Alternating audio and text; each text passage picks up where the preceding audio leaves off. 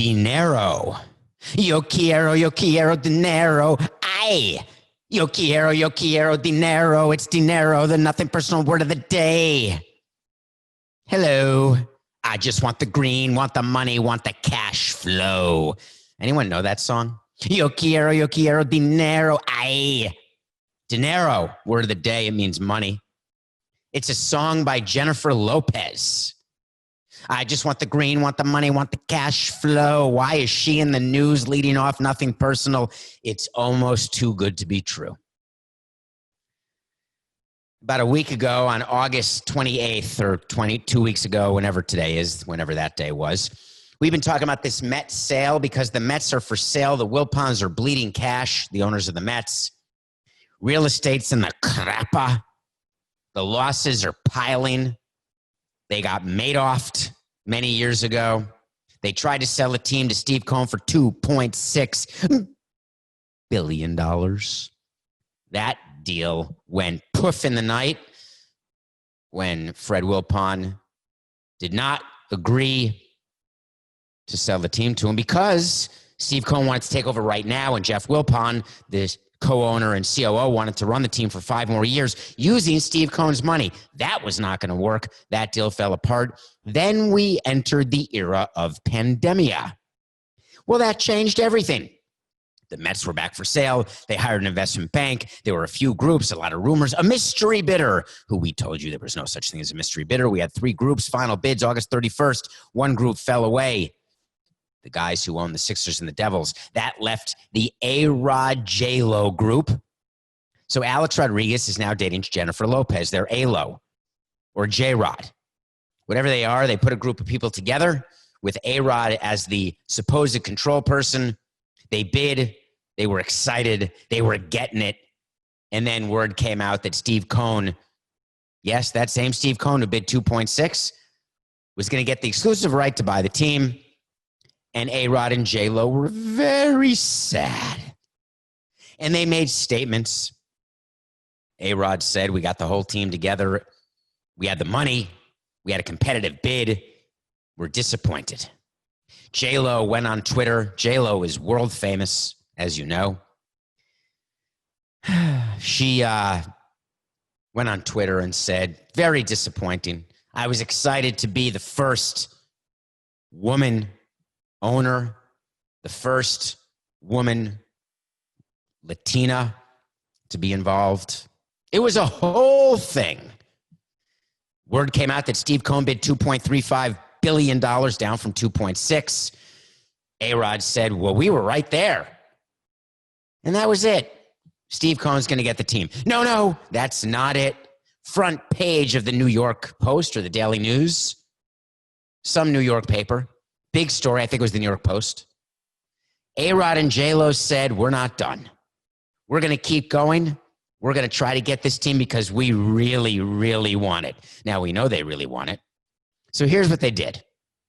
They went public and they said, it's almost too good.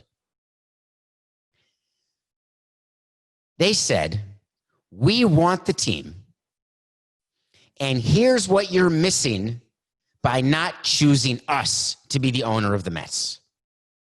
And they went through, Jennifer Lopez released, it's a rumor, it's a source, but it seems to have been confirmed, that they put in a few provisions into their deal. The way this works is when the Mets called for final bids by August 31st, there's something called a purchase agreement. Now, the purchase agreement is literally the agreement that's used between a buyer and a seller to purchase the team. But attached to the purchase agreement are about 20 other documents and hundreds of legal pages that outline specifics of what you're actually buying and what you're not. Are you buying all the assets of the team, meaning every copier, every baseball, every radar gun? Are you assuming every liability, which means every contract that they owe? Jacob deGrom's contract is a liability. It's a long-term deal. Are you assuming all of the deferred liabilities, which are like the Bobby Bonilla contract, $1 million a year for a bunch of years? What are you doing about the TV revenue? Who's getting what, where, when, and how? So it's a very complicated document. And the reality is that every bidder would mark up the document the way they wanted to. So, for example, if you're Steve Cohen and you bid $2.35 billion for the Mets, you may say, I'm bidding $2.35 billion, but here's what my bid is made of. I'm going to give you this amount of cash. I'm going to assume all of the debt you have. I'm not going to pay Bobby Bonilla his $1 million. And you go on and on and on and on. And then the Mets take a look at the deals and they say, well, let's measure them. And it looks like Steve Cohen's $2.35 billion is more than A-Rod's $2.3 billion. But there is a scenario where A-Rod's $2.3 billion could be more than Steve Cohen's $2.35 billion. How can you be $50 million more? For example, if A-Rod agrees that not only is he going to pay Bonilla, but he's going to pay other deferred comp, whereas Steve Cohen said he wouldn't. So the point is, you can't really look at what the bids are and say who was higher, who was lower. But Steve Cohen got the exclusive. J-Lo then says, you know what, we're not giving up. This is the 9th inning. The team's going to go to Steve Cohen. Newsday is actually reporting right now that everything's going well in the negotiation between Steve Cohen and the Mets, because even after the bid of 2.35, you enter into lots of negotiations over provisions in the agreement. Just the legalese, things like indemnifications, when you can sue the Mets for not being truthful about something, when the Mets can sue you as the buyer because you did not pay on time, how much money goes into what's called an escrow account, and what are the terms of the escrow account?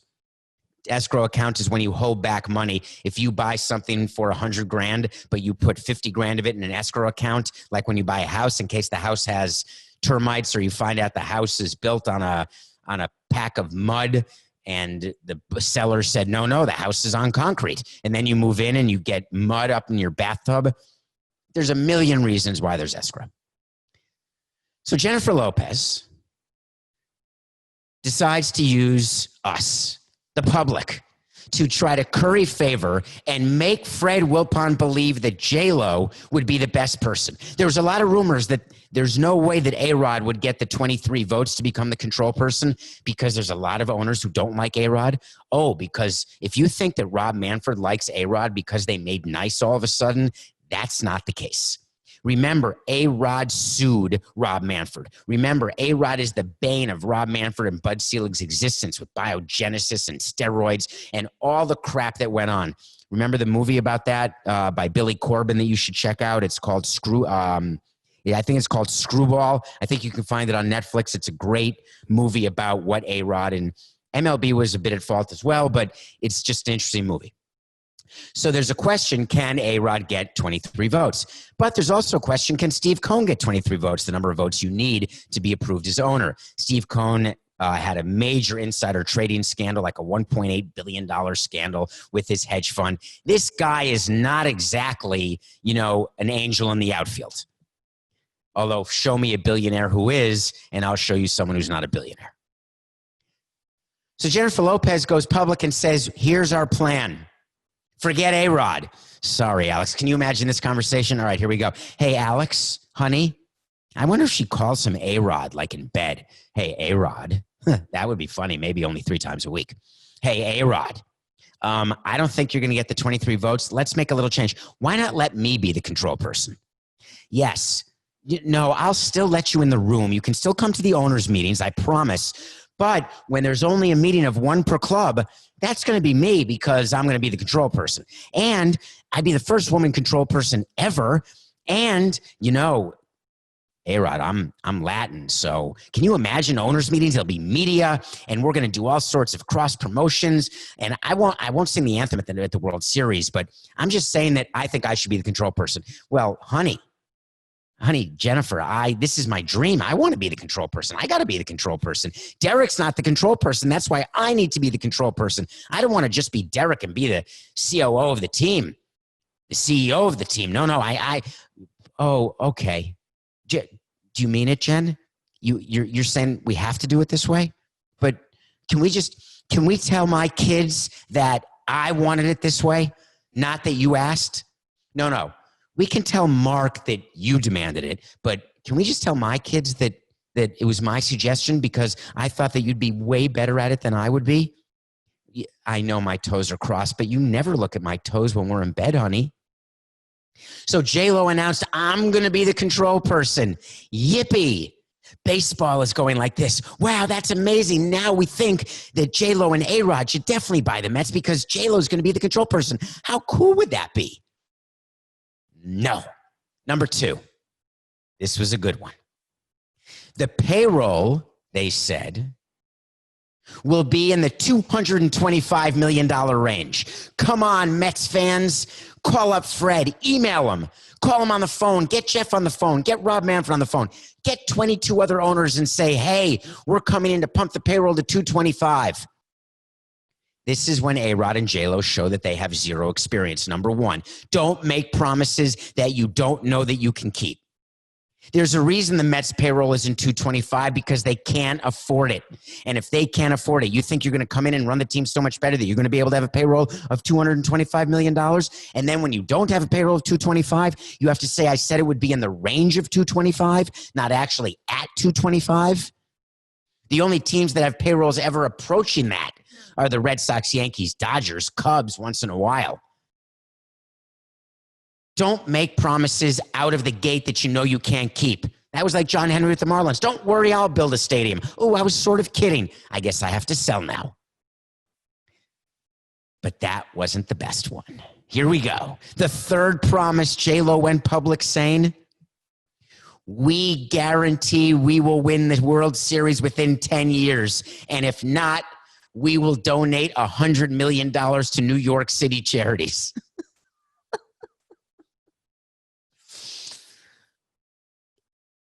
Dinero, yo quiero, dinero, dinero.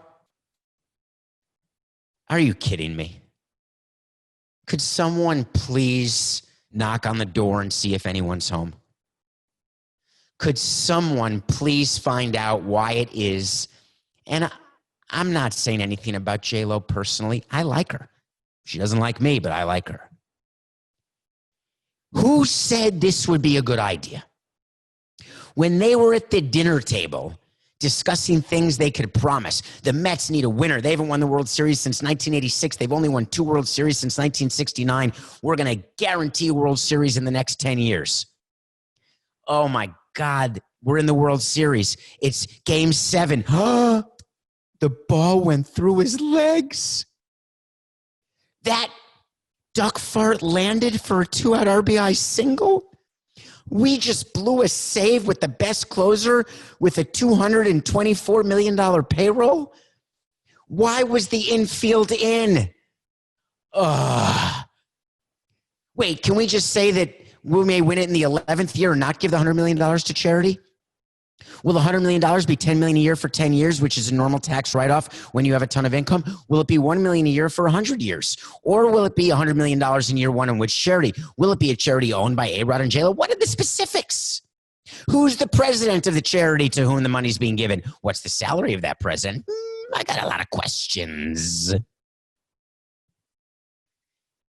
If you're reading this article and you're a New Yorker and you actually think that what Jennifer Lopez did with making these 3 claims, that she's going to be the control person, that she's going to give $100 million to charity if they don't win the World Series within 10 years, and they're going to bring that payroll up to $225 million, take a look out your window. Look at the GW Bridge, the Tappan Zee Bridge, the Brooklyn Bridge, the 59th Street Bridge, the Verrazano Narrows Bridge. Do me a favor.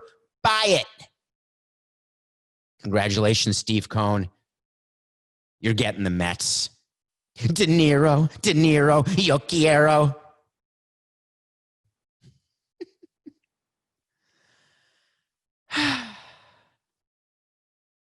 We got another letter.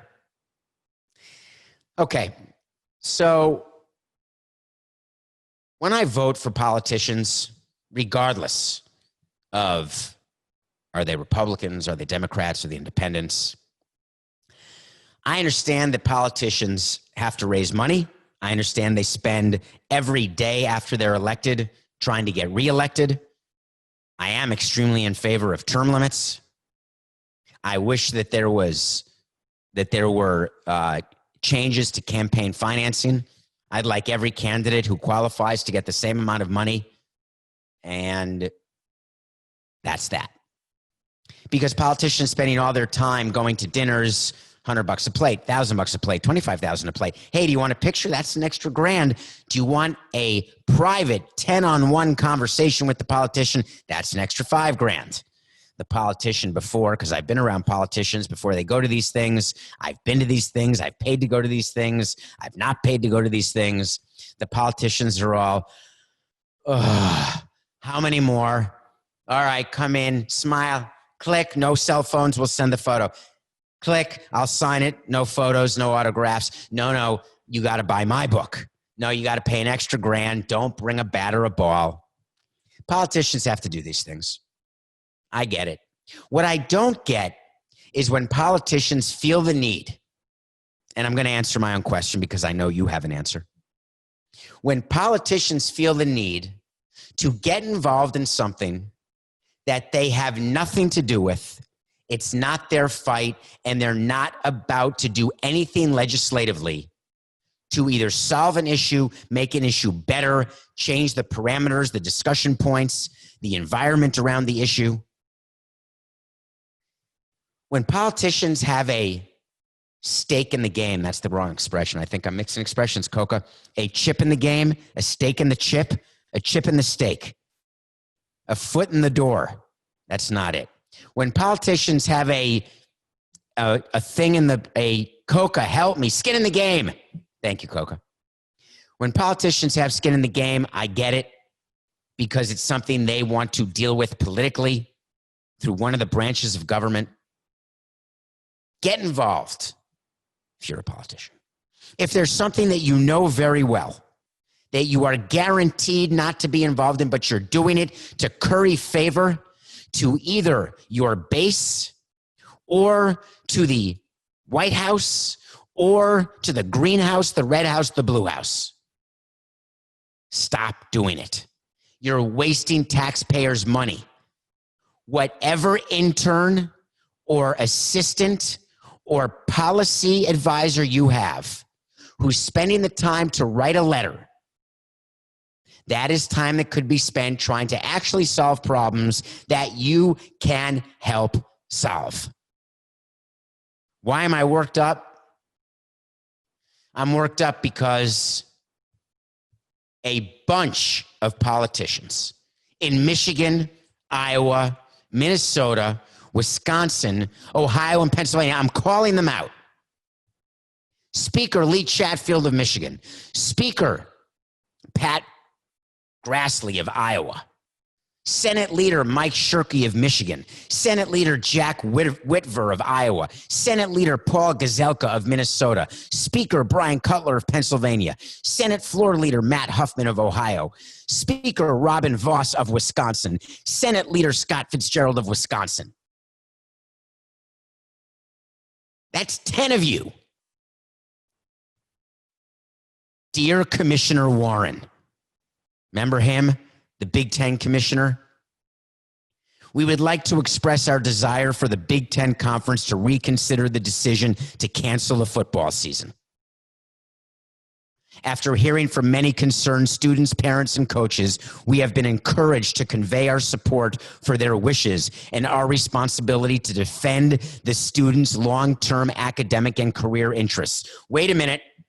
When you elect people, they are there absolutely to look out for their constituents.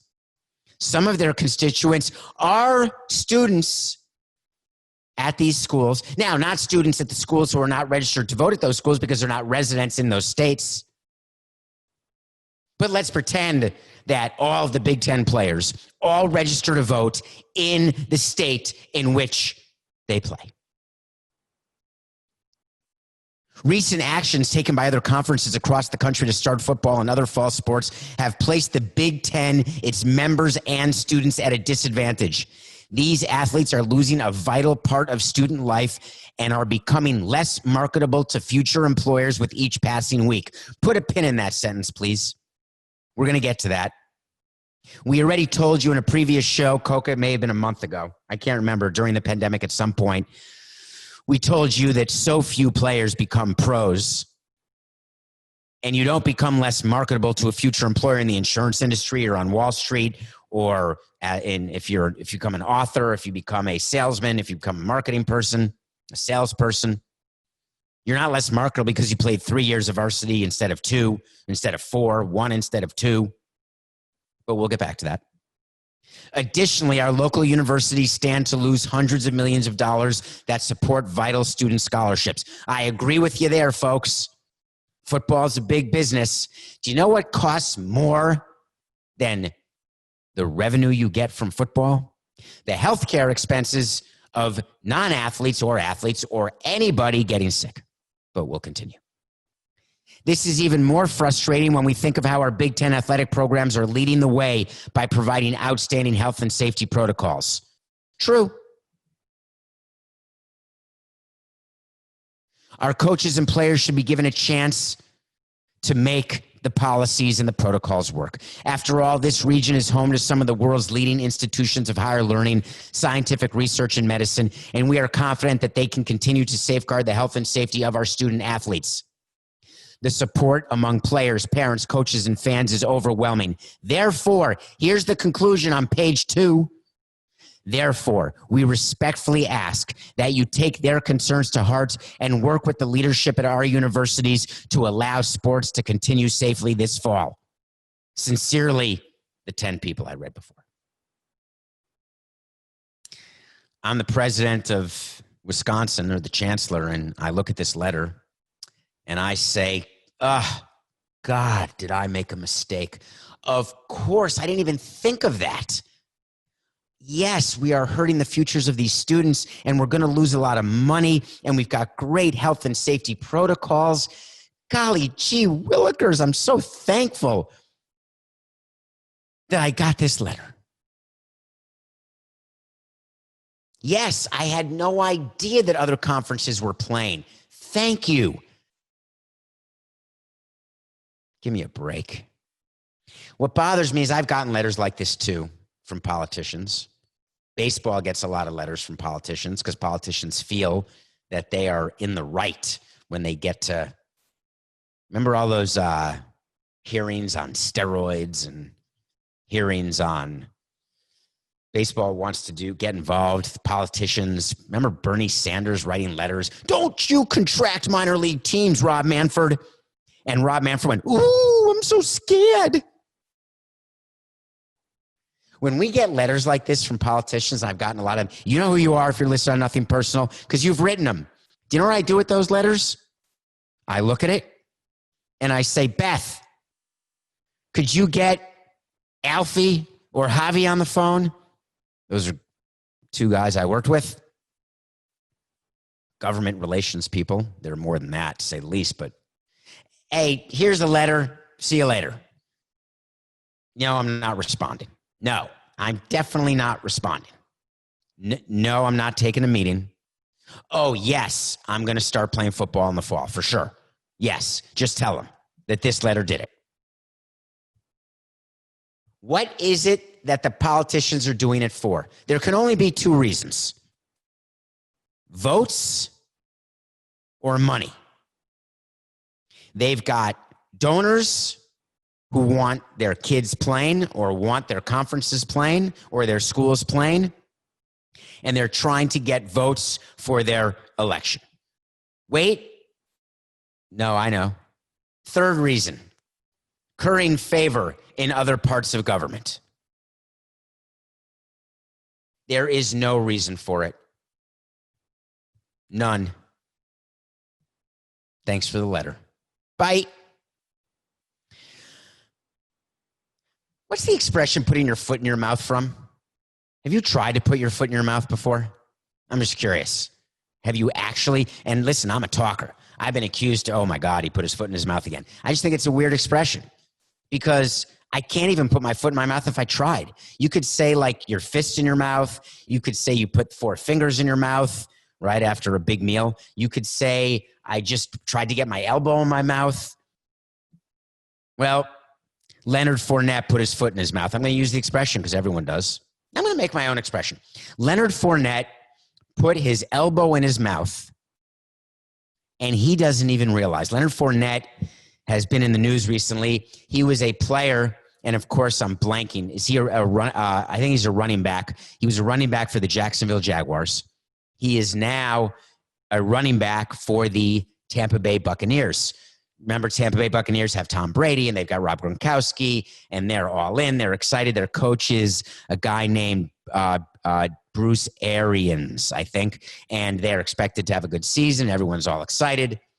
Leonard Fournette got out of Jacksonville. Jacksonville, I want to say since 2011, we talked about this before the show, and I already forgot. I think since 2011, they've made the playoffs one time with a 10-6 record, and other than that, they've been 2-14, 3-13, 5-11, etc. They've just been bad. They play a bunch of their games in London, remember?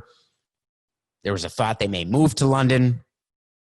Anyway, Leonard Fournette got himself out of Tampa, out of Jacksonville and into Tampa. Fine. You got out of a crappy team. You're now playing on a better team with the chance of the playoffs. Just be quiet and play football. But no, Leonard Fournette had a talk. And he said a line that really got my goat. He said, quote, "For the first time in my life, I really have a quarterback. So that's an eye-opener for me." Do you think that curries favor for you in the Tampa Bay locker room? When they look at you and know that you're going to call out your ex-teammates and ex-players like that, is Tom Brady going to come up to you and say, "Hey, man, you're so right. I'm so glad you're here"? No, because Tom Brady's going to say to himself, if I stink or have a bad year, the Tampa Bay Buccaneers don't do well, he's going to talk trash about me next. He played, Leonard Fournette did with Jacksonville, with a guy named Blake Bortles, a guy named Nick Foles, and a guy named Gardner Minshew. You may never have heard of that. Nick Foles, I think, won a Super Bowl with the Philadelphia Eagles when he replaced Carson Wentz. He then got a big long-term contract. Did I call him Foles or Foyles or Nick Foles? Sorry, Coca. Coca's at the ready. Another mispronunciation by Samson. It wouldn't be a Thursday without that. So he played with these quarterbacks, didn't have a lot of success. Nick Foles, I think, had a little success, wasn't great. Gardner Minshew, I want to say he may be the guy with the big mustache, and I think he was okay, not great, but a bit of a personality. I don't know much about Blake Bortles. Somebody must have been the quarterback when they made the playoffs, but none of that's my point. My point is that in my experience in a clubhouse, when players talk about management, there's a lot of ass patting. Yeah, man, I agree. You know, Samson sucks. Yeah, we stink. All we do is trade players. When players talk badly about the commissioner's office, you tend to get a lot of camaraderie. Where you don't get camaraderie in a clubhouse is when a player comes onto your team and immediately says things not about his previous organization, but about his previous teammates. And in an era, which is the era in all sports, where the odds are really super good that there's someone in the Tampa Bay locker room who was a teammate at one point with one of those three guys, or has a friend on the Jaguars or a friend of a friend, that teammate is not going to want to hear it from you, Leonard. And I've watched this play out. I've actually watched how the gossip goes inside a clubhouse. I don't want to say I was always above it. I don't want to say that I never participated in it. I mean, I can shit talk like the best of them. But there's a line that you do not cross ever. Ever. You don't talk about your ex-teammates. That is the second most important rule of any clubhouse. What's the first rule? You don't talk about your current teammates. I'm definitely surprised. I'm surprised that Leonard Fournette did it. He's going to a team right now where they are trying to be the Patriots. They are trying to bring a level of discipline that leads to winning, to building a culture where the Buccaneers have a real chance. He's supposed to go in there. He's not even the featured back. You're supposed to go in when you're new to a team and just take a breath, take a step back. I don't know why he put his elbow in his mouth like that. It makes no sense to me. All right, I want to stay with football because this is football week. And football week means that the NFL is starting.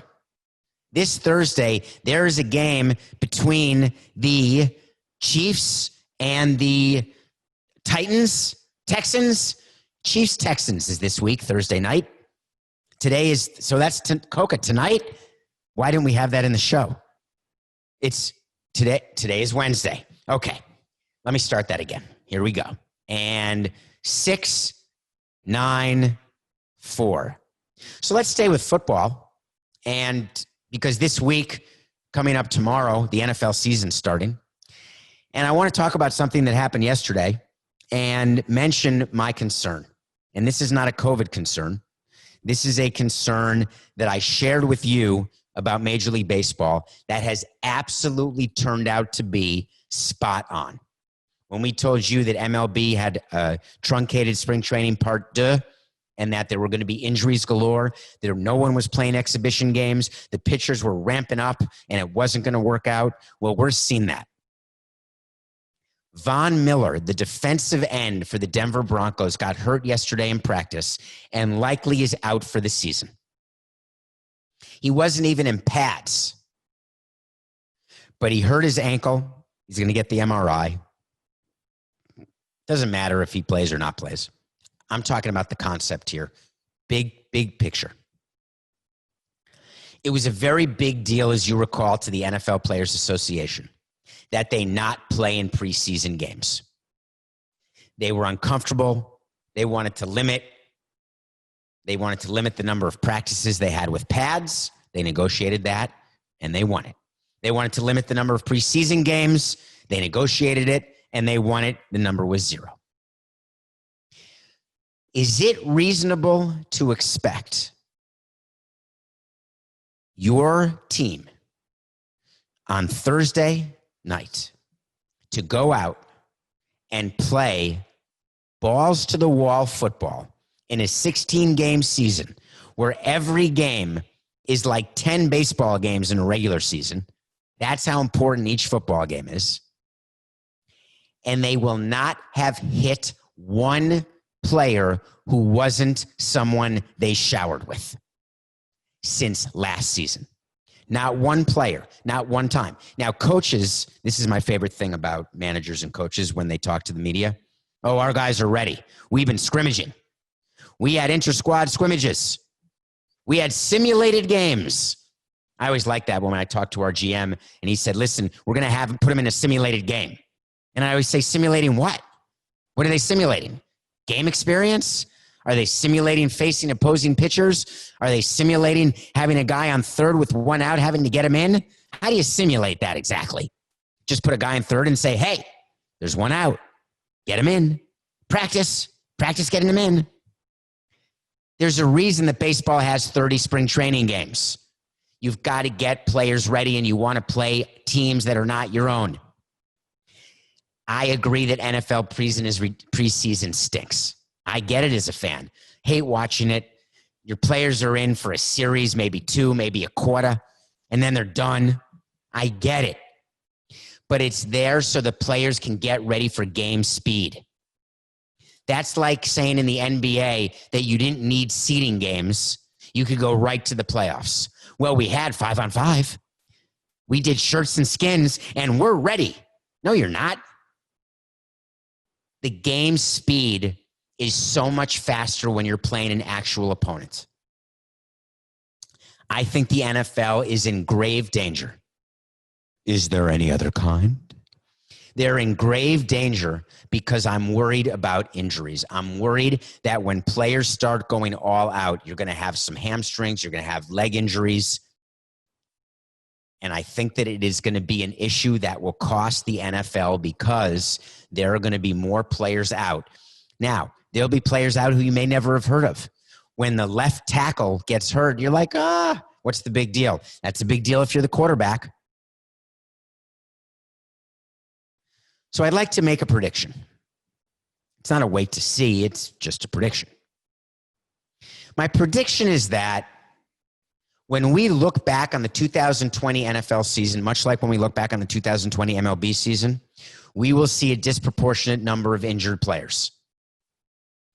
whether it's more concussions, whether it is lower body injuries, upper body injuries, doesn't matter. General injured list players. And in football, it's hard. A lot of players are put on injured reserve and they're there. Like that's just where they're out for the season. It's hard to heal, right? When you have an issue in another sport, there's some baseball injuries. Yeah, hamstring, that's a couple weeks. You come back. Sometimes it's 4 weeks or 6 weeks, sometimes longer. Football, when you have an injury, it can be gruesome and you can be out for a really long time. So that's my prediction. It started with Von Miller. I actually don't know how many other injuries have taken place in practice, but once games start this Thursday, get ready. The National Football League is starting. I'm happy. Yes, I'm happy. I'm a little worried. It's in my nature. All right, when we come back, I'm going to talk about $29.99. We'll be right back. Welcome back.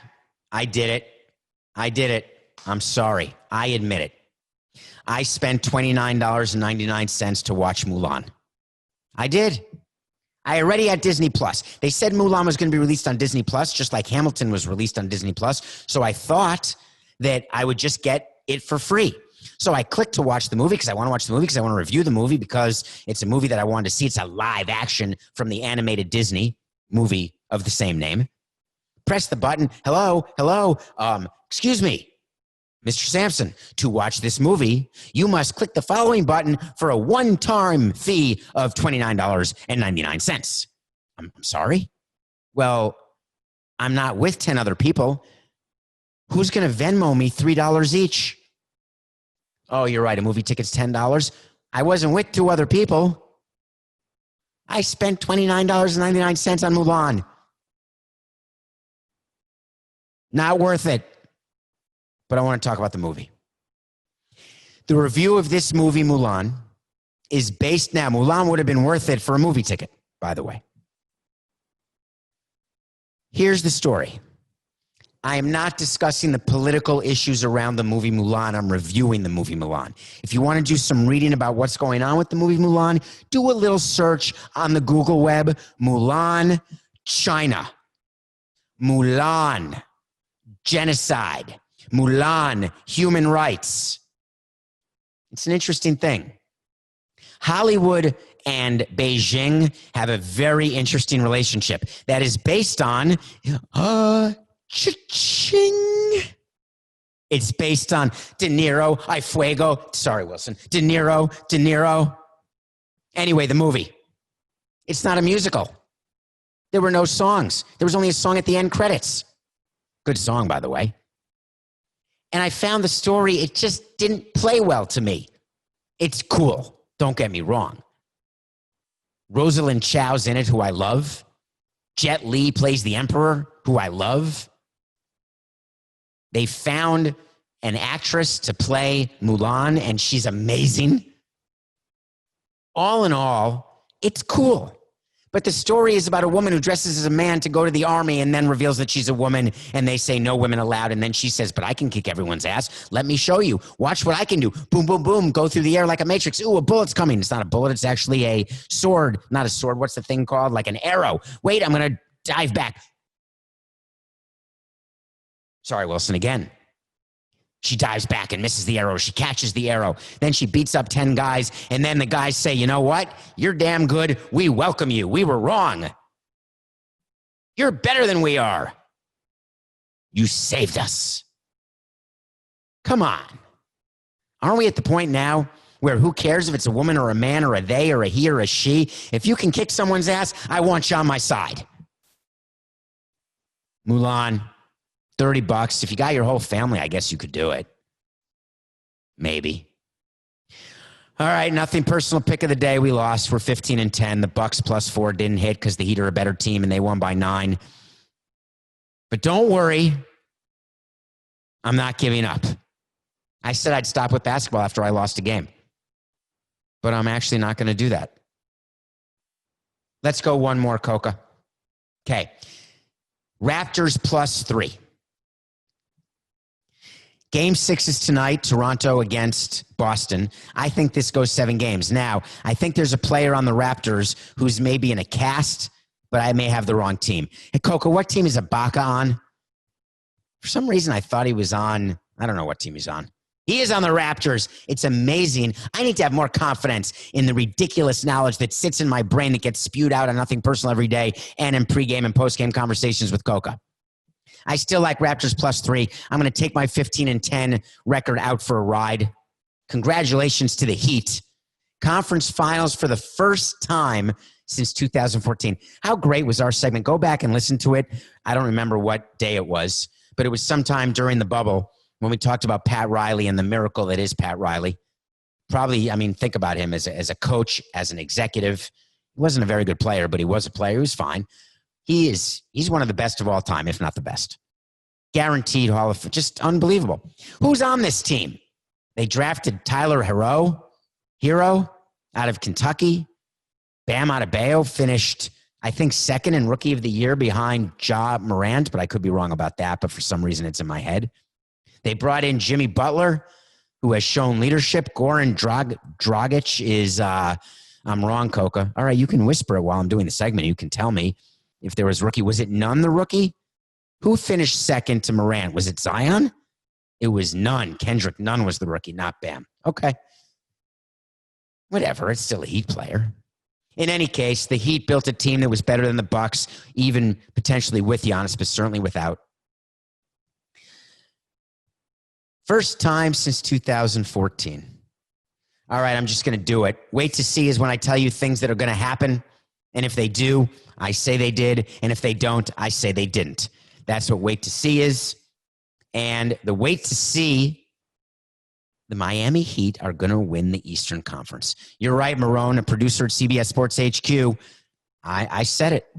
The Heat are going to make it to the NBA Finals against either the Clippers, Rockets, Lakers, or Nuggets. That's how good they are. Congratulations, Miami. So now the Bucks get eliminated. The Bucks were the number 1 seed. The Bucks had the best offense in the NBA. The Bucks had the best defense in the NBA. The Bucks had the MVP in the NBA. He hasn't been named, but he will twice in a row. The Bucks had the best defensive player in the NBA. That's Giannis. The Bucks had some shooters. Don't count Kyle Korver. He's my age. But between Bledsoe, Middleton, they had a team, the best team. And then the pandemic hit. The bubble came. And the big advantage that the Bucks had, what's the difference if you're the number 1 seed? There's no home court advantage. Oh, yeah, you put Fiserv on the floor. You put a little Buck logo on the floor and say, oh, now you're in Milwaukee. Close your eyes, Dorothy, you're in Milwaukee. No, you're not. You're still sleeping in the same crappy hotel in Disney World, eating bagged food, playing golf and foosball. I don't want to call this a bubble upset. People are saying, is this bubble related? The Heat played better than the Bucks, period. But this is an example when the NBA chose to go to a bubble and you're the owner of the Bucks or you're the owner of the Lakers, you realize that the big advantage that you had going in, you've lost. You wonder why LeBron James wanted to get his whole team together to have practices as a team during the pandemic. All momentum the Bucks had. That's why repeating in the NBA is so hard. This has been a second season. This isn't like the playoffs after a regular season. This is a whole new season, starting off fresh. The Bucks were the best team last season that ended in March. So I'm not going to call it a bubble upset. The NBA definitely is not unhappy. Having the Miami Heat, having both Los Angeles teams still alive could be helpful for ratings, for interest. People want to watch LeBron. People have something to do with the Heat. They like watching the Heat. Bigger market than Milwaukee for sure. The NBA is not unhappy with it. The NBA knew this was coming. Nothing personal knew this was coming. The whole purpose of the bubble was to get the business back up and running, period. If it came at the expense of who had been the best team, guess what? That's how it goes. Because when you've got a league to run, Sorry, Milwaukee. It's business. It's nothing personal.